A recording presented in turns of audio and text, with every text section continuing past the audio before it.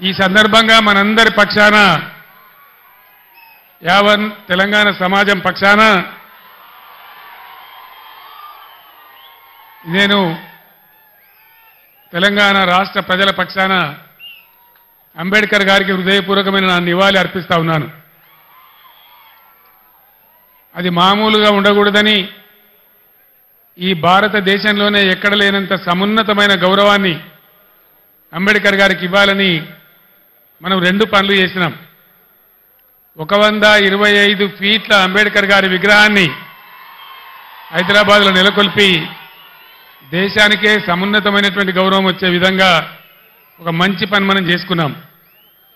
అంతేకాదు ఇప్పటి వరకు స్వతంత్రం వచ్చిన ఈ 75 ఏళ్లలో ఏ రాష్ట్రంలో ఎవరు కూడా చేయనటువంటి పని మన రాష్ట్ర సెక్రటేరియట్కే డాక్టర్ బిఆర్ అంబేద్కర్ సెక్రటేరియట్ అని కూడా మనం పేరు పెట్టుకున్నాం.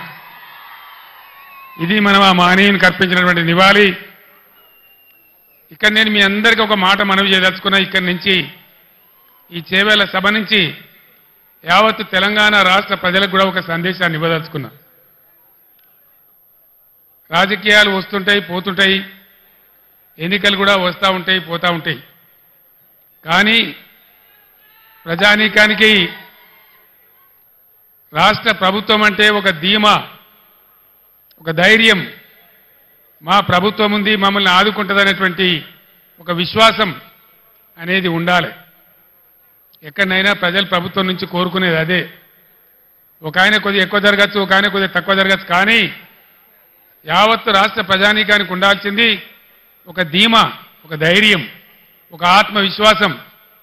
మమ్మల్ని అన్ని విధాలా ఆదుకునే మా ప్రభుత్వం ఉంది అనేటువంటి ఒక గౌరవమైనటువంటి భావం ప్రభుత్వం ఎడల ఉండాలి. ఈ మధ్య ఎన్నికల్లో నేను చాలా సభలలో చెప్పినాను, ఓటు వేసే ముందే చాలా జాగ్రత్తగా ఆలోచించాలి, ఏమాత్రం దెబ్బ తగిలినా చాలా పెద్ద పొరపాటు అయిద్దని చెప్పినాను.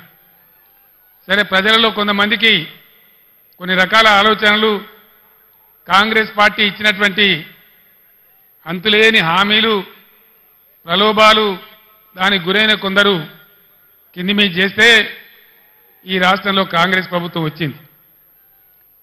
4 నెలలు గడిచి ఇప్పుడు 5వ నెల జరుగుతూ ఉంది.